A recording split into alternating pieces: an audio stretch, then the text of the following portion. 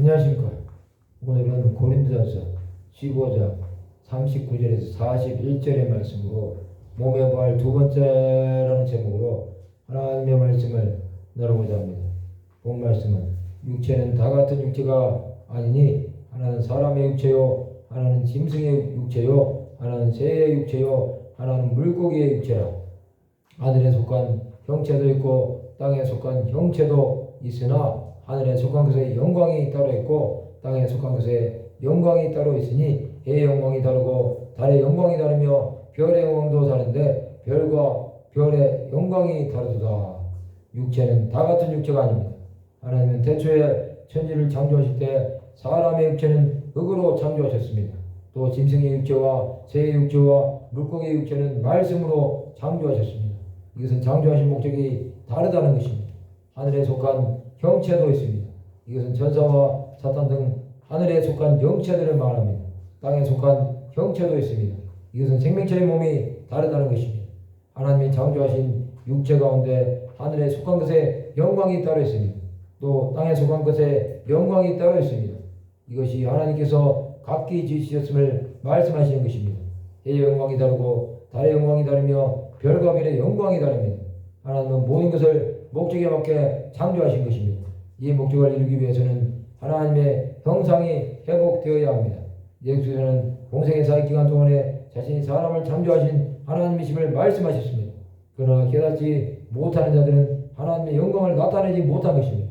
하나님은 하나님의 영광을 금수와 버려진 형상으로 바꾼 자들을 멸하신 것입니다. 사람은 영혼이 있습니다. 그러나 짐승이나 새나 물고기는 영혼이 없습니다. 그들은 죽으면 모든 것이 끝납니다. 몸에 부활이 있다는 것은 심판이 있다는 것입니다. 하나님께서 만드신 사람은 죽고 난 이후에 심판이 기다리고 있습니다. 이것을 믿는 자들은 자신의 몸을 날마다 하나님께서 기뻐하시는 거룩한 산제사로 드려야 합니다. 하나님께 속한 것의 영광은 하나님께서 주신 것입니다. 이것은 몸에 부활이 있고 난 후에는 다 없어질 것들입니다. 모든 것의 영광이 마치고 난 후에는 최후의 심판이 열리는 것입니다. 몸의 부활은 세상의 모든 것들이 끝나고 새하늘과 새 땅이 열림을 의미하는 것입니다. 마지막 날에는 모든 것이 하나님의 뜻을 이루기 위해 맞춰질 것입니다. 예수께서는 변화산에서 신령한 몸으로 변화된 모습을 보여주셨습니다. 그것은 이 땅의 모든 것이 맞춰지고 난 후에 그 몸으로 하나님을 맞이한다는 것을 보여주시는 예표입니다.